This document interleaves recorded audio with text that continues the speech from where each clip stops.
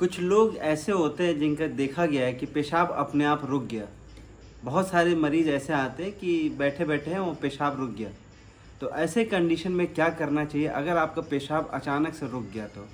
तो इसको 2 broad category में डिफ़ाइन करते हैं। वो लोग जिनको यंग एज में और वो लोग जो ओल्ड एज में। देखा गया है कि जो यंग एज के जनरेशन होता है, उनके अंदर जो पेशाब जो अचानक से रुकने का जो रीज़न होता है, ज़्यादातर ये होता है कि आपका स्टोन होगा जिसकी वजह से कहीं कोई रास्ते में फँस गया तो आपका पेशाब रुक गया।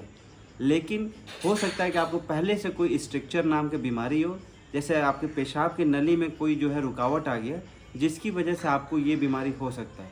तीसरा रीज़न ये देखा गया है कि धीरे-धीरे आपको पहले तो पेशाब आ रहा था, लेकिन एक वक़्त क्या हुआ कि आपका जो ब्लैडर का नेक है वो काफ़ी हाई हो गया, जिसकी वजह से आपका पेशाब बिल्कुल रुक सकता है। और जो रीज़न देखा गया है कि किसी को अगर स्पाइनल कॉर्ड में या बैक साइड में कोई दिक्कत है या कभी कोई ऑपरेशन हुआ है, जिसकी वजह से उस बच्चे को न्यूरोजेनिक ब्लैडर बन गया, तो ऐसे कंडीशन में भी आपका जो है पेशाब रुक सकता है। तो ये सारे चीज़ मैंने बताया कि यंग जनरेशन में रीज़न है। अब मैं बता रहा हूँ कि ओल्ड एज जनरेशन में अगर आपका पेशाब अचानक से रुकता है, तो सबसे जो मोस्ट इम्पॉर्टेंट जो रीज़न होता है, वो एक ओल्ड एज में एक प्रोस्टेट नाम का ग्लैंड होता है जिसको गदूद भी बोलते हैं। अगर उसके रास्ते में अगर बहुत ज़्यादा वो बहुत ज़्यादा अगर लंबाई चौड़ाई में बढ़ जाएगा, तो रास्ते में रुकावट हो सकता है। तो वो सारे लोग जिनको अगर ऐसी इस तरीक़े के अगर अचानक से पेशाब रुकता है, तो प्रोस्टेट नाम का बीमारी हो सकती है। दूसरा देखा गया है कि ऐसे लोगों में अगर कभी-कभी अगर पेशाब के थैले में अगर कोई पत्थर पहले से बना होगा, तो पेशाब के रास्ते में आ सकता है, जिसकी वजह से आपका पेशाब रुक जाए। और देखा गया है कि अगर पेशाब के रास्ते में कोई कैंसर हो और वो कैंसर आपके पेशाब की नली के सामने अगर आ गया और वहाँ से कोई ब्लीडिंग बन के क्लॉट आ रहा है और क्लॉट आपके रास्ते में चिपक गया, तो आपका पेशाब बिल्कुल रुक सकता है। तो अगर पेशाब कभी रुके तो आपको तुरंत डॉक्टर के पास जाना है।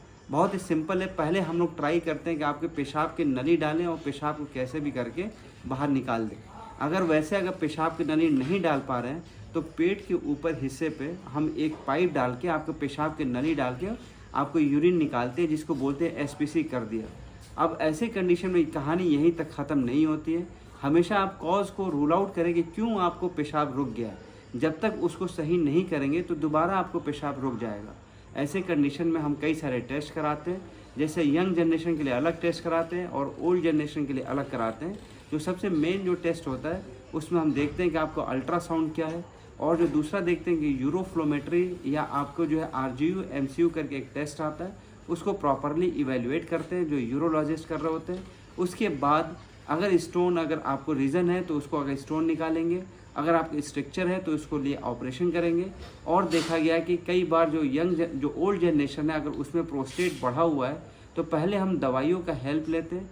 एक बार हम ट्रायल दे के देखते हैं कि अगर पेशाब की नली निकालने से दोबारा पेशाब हो गया, तो सिर्फ दवाइयों पे ही कंटिन्यू कर देते हैं। अगर उससे भी सही नहीं हो रहा है, तब हम जाके उस पेशेंट को दोबारा से पाइप डालते हैं और फिर प्रॉपरली उनको समझाते हैं। हो सकता है कि वो प्रोस्टेट की वजह से बढ़ा हुआ है, जिसके लिए ऑपरेशन करना पड़ेगा।